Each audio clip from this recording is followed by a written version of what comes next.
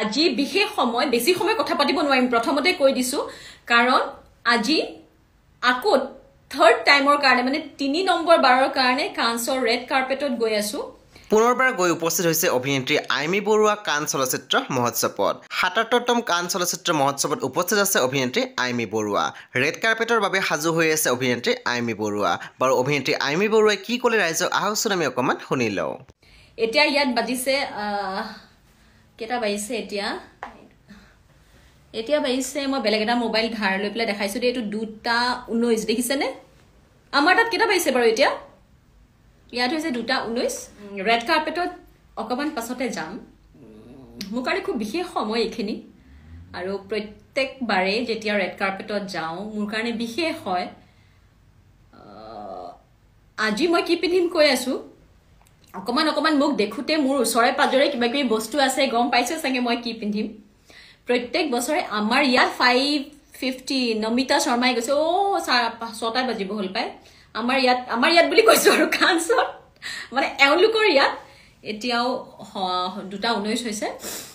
ইয়াৰ সময়ত মই 4:30টা মানত চাগে ৰেড কাৰ্পেটত যাম গতিকে ৰেডি হৈছো মই যত থাকো ইয়াৰ পৰা 10 মিনিট মান লাগে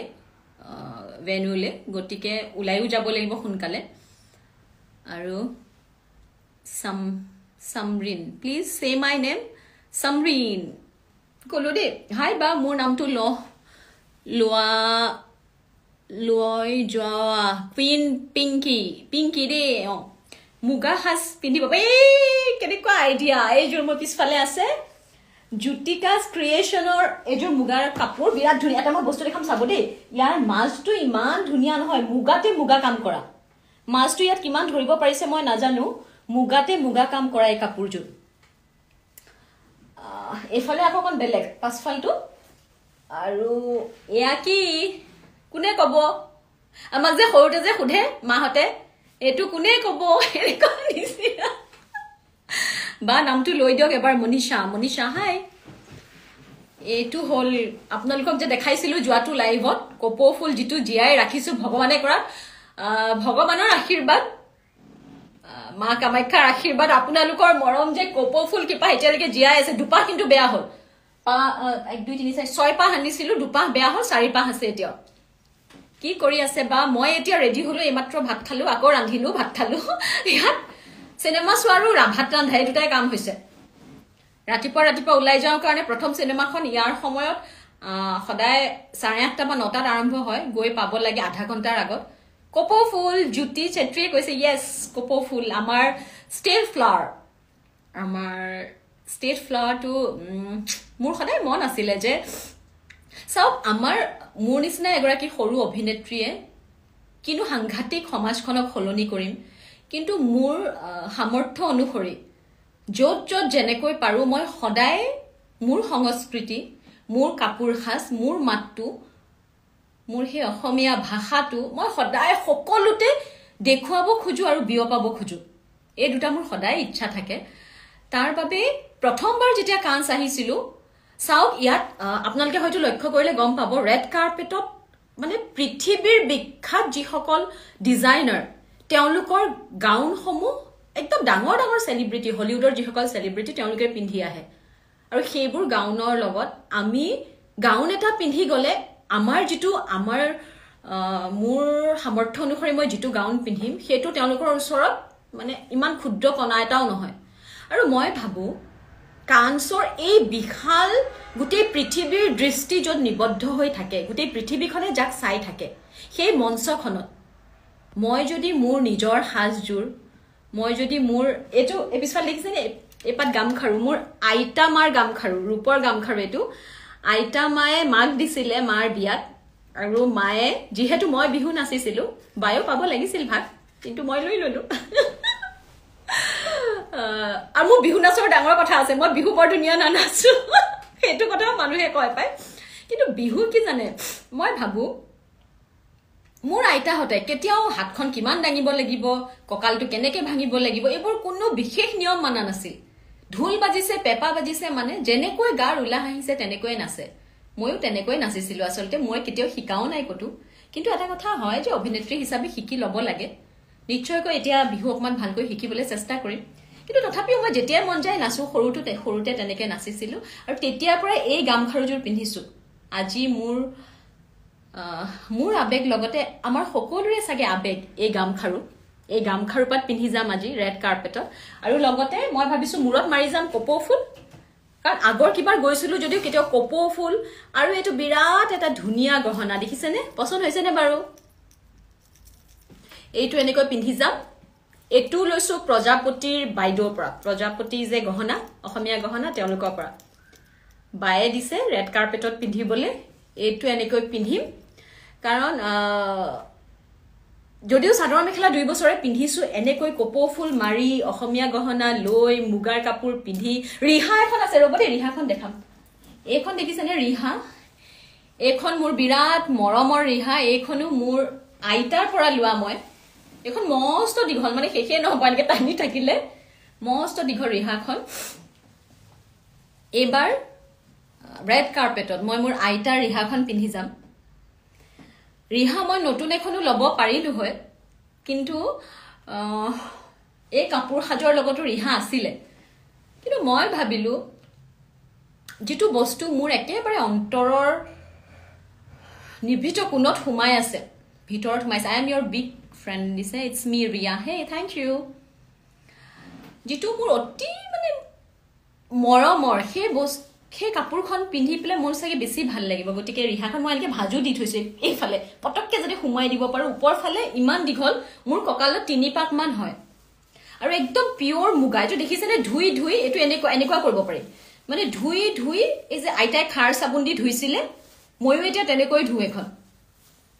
খাৰ চাবোন দি ধুই গোটেইখন কোমল কৰি পেলালে এইখন মোৰ আইতাৰ ৰিহাখন মাৰি যাম আৰু আৰু এটা কথা কওঁ ইয়াত যে আপোনালোকে ভাবিছে যে বৰ সাংঘাতিককৈ আমি যাওঁ ৰেড কাৰ্পেট একেখনে আৰু এইটো ৰেড কাৰ্পেটৰ যিটো লুক মই আজিতো এতিয়া ৰেড কাৰ্পেটত যোৱাৰ পিছত চিনেমা চাম ৰেড কাৰ্পেটৰ যিখিনি হয় মই এটা কাম কৰিম ৰেড কাৰ্পেটৰ ফাইনেলি যেতিয়া কাপোৰযোৰ পিন্ধিম ৰেড কাৰ্পেটৰ সময়ত মইতো ভিডিঅ' কৰিব নোৱাৰোঁ কাৰণ সেইখিনি সময়ত আমি হাতত মোবাইল লৈ থাকিব নোৱাৰোঁ ইয়াত বহুত নিয়ম নীতি আছে আৰু মই যেতিয়া ভিতৰত সোমাই যাম আজি ৰেড কাৰ্পেটত কোন গ'ল আৰু ভিতৰত হলটোৰ ভিতৰত কোন থাকে চিনেমাখন কেনেকৈ আৰম্ভ হৈছে গোটেইখিনি মই দেখাম দেই আৰু এটা লাইভ কৰিম কিন্তু হেৰি চিনেমাখন যদি 6টা 6:30 আৰম্ভ হয় আমাৰ তাত কেইটামান বাজিব চাগে 9টামান বাজিব ন 10টামান বাজিব নেকি যদি 10টা বজাত আপোনালোক কোনোবা নোখোৱাকৈ থাকে লাইভত আহিব দেই Hi sister, I love you, Queen of Assam. Okay, love you, Amiba, Mr. Tulsi. Okay. Hello. 9:30 10টাৰ ভিতৰত মই আকৌ লাইভ আহিম কাৰণ সেইখিনি সময়ত মই ৰেড কাৰ্পেটত খোজকাঢ়ি ভিতৰলৈ সোমাম আৰু ভিতৰৰ যিটো পৰিৱেশ সেইটো মই আকৌ দেখুৱাম দেই কাৰণ আমাৰ চবৰে হেঁপাহ থাকে চাগে ন চাবলৈ মই যেতিয়া ইয়াত কেতিয়া অহা নাছিলোঁ মোৰো খুব হেঁপাহ আছিল যে কিনো হয় ৰেড কাৰ্পেটত তাৰ ভিতৰতনো কি হয় মানুহবোৰ কেনেকৈ যায় এই গোটেই বস্তুবোৰ চাবলৈ মন যায় গতিকে যিসকলে আশা কৰে তেওঁলোকক 9:30 পৰা 10টাত আকৌ আহিম লাইভ আকৌ চাব আকৌ আহিম পুনৰবাৰ কৈছোঁ 9:30 পৰা 10টাৰ ভিতৰত ৰেড কাৰ্পেটৰ পৰা ভিতৰলৈ সোমাই যাওঁতে চিনেমা চোৱাৰ আগত আপোনাৰ লগত কথা পাতিব খুব মন যায় যেনে কাৰণ আপুনি বহুত সহজ কি ক'লে গুচি গ'ল নহয় একদম বেয়া নাপাওঁ দেই প্ৰাউড অফ ইউ বা ফ্ৰম নলবাৰী মই আপোনাৰ বহুত ভাল লাগে আপোনাৰ খবৰ শুনি ভাল লাগে বা গোৱালপাৰা কেতিয়া আহিব একদম আহিম গোৱালপাৰা মই আৰু মেছেজ পঢ়িব পৰা নাই এতিয়া মই গৈ দিওঁ কাৰণ নহ'লে মোৰ বহুত দিগদাৰী হ'বগৈ আকৌ কৈছোঁ যে আশীৰ্বাদ কৰিব মই বিচাৰোঁ ৰেড কাৰ্পেটত যে প্ৰত্যেক বছৰ আহোঁ এনেকুৱা নহয় জানে ইয়াতে ৰেড কাৰ্পেটত কোনোবাই হয়তো ভাবে যে কেৱল মাত্ৰ অভিনেত্ৰীহে আহে নহয় আপোনালোকে চাবচোন এতিয়া ইউটিউবৰ যিবোৰ ডাঙৰ ইউটিউবাৰ আছে যিসকল কণ্টেণ্ট ক্ৰিয়েটাৰ আছে তেনেকুৱা এতিয়া যে ঐশ্বৰ্যা ৰায় আহে তেওঁ চিনেমাৰ কাৰণে নাহে তেওঁ লৰিয়েলৰ পৰা আহে গোটেই ব্ৰেণ্ডবোৰে নিজৰ প্ৰচাৰ কৰে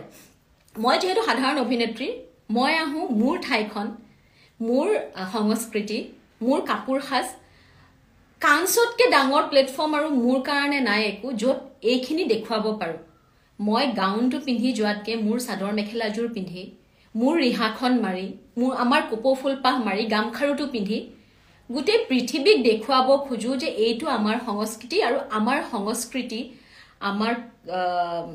মাত কথা আমাৰ কাপোৰ সাজ কিমান আমি ধনী এইবোৰত সেই কথাখিনি মই দেখুৱাব খোজোঁ আৰু সেইটোৱে একমাত্ৰ কাৰণ মই কাণ চাহা লগতেতো ভাল ভাল চিনেমা চাব পাৰোঁ, ডাঙৰ ডাঙৰ মানুহ লগ কৰিব পাৰোঁ, সেইখিনি থাকেই, বহুত কথা শিকি যাওঁ প্ৰত্যেকবাৰে। আৰু ইয়ালৈ অহাটো কিন্তু খুব প্ৰয়োজন, জানেনে? এই পৃথিৱীখন যে আচলতে আমি ভাবোঁ নাই নাই মই নোৱাৰিম, মোৰ নহ'ব, একদম তেনেকুৱা নহয়। যিসকলে বিচাৰে তেওঁলোকে আহিব লাগে। আৰু আহিবলৈ কোনোবাই হয়তো ক'ব পাৰে যে আপুনি মন্ত্ৰী পত্নী, আপোনাৰ পইচা বেছি আছে। নহয়, যদি মন থাকে, নহয়, মই যদি আজি মই খুব সন্মান কৰোঁ পীযুষ হাজৰিকা যে তেওঁ মন্ত্ৰী, কিন্তু তেওঁৰ যদি পত্নী নহ'লেও হয়ো বিশ্বাস কৰক মই তথাপিও আহিলোঁ হয়। মই যিখিনি চিনেমা কৰি, আজিও মই চিনেমা কৰি পইচা পাওঁ, চিনেমা কেইখন কৰোঁ আপোনালোকে হয়তো ভাবে যে কি চিনেমা কৰে। এতিয়াও মোৰ 3খন চিনেমা এই বছৰ ৰিলিজ হ'ব লগা আছে। যোৱা বছৰ 2খন চিনেমা হৈছে, এখন ৰঙাটুকু আৰু এখন ৰ'ব দেখি আছিল নামটো, কৈ আছোঁ, কথা কওঁতে কওঁতে খেলি মেলিয়ে হৈ গৈছে। কিন্তু আৰু তাতকৈ ডাঙৰ কথা, যিবোৰ এড কৰোঁ, আৰু আজিকালি ধৰক ইনষ্টাগ্ৰামৰ পৰা মানুহে পইচা পায়, গতিকে সেইবোৰ বিভিন্ন ধৰণেৰে কিন্তু মই পইচা গোটাই হ'লেও মই আহিলোঁ হয়। এইটো মই ফ'কাছড, কাৰণ সপোন থাকিলেহে মানুহে পূৰণ কৰিব পাৰে। গতিকে সপোন দেখক, ভালে থাকক। আৰু এজনী একেবাৰে সাধাৰণ অসমীয়া ছোৱালীয়ে সপোন দেখি আহি ৰেড কাৰ্পেট পাইছেহি কাঞ্চৰ। আশীৰ্বাদ কৰিব যাতে মোৰ এই সংস্কৃতিটো মই গোটেই পৃথিৱীৰ আগত দেখুৱাই আমি সকলোৱে গৌৰৱ কৰিব পাৰোঁ যে হয় আমি অসমীয়া আৰু এইযোৰ আমাৰ সাজ। সকলো ভালে থাকক, ধন্যবাদ। জয় আই অসম।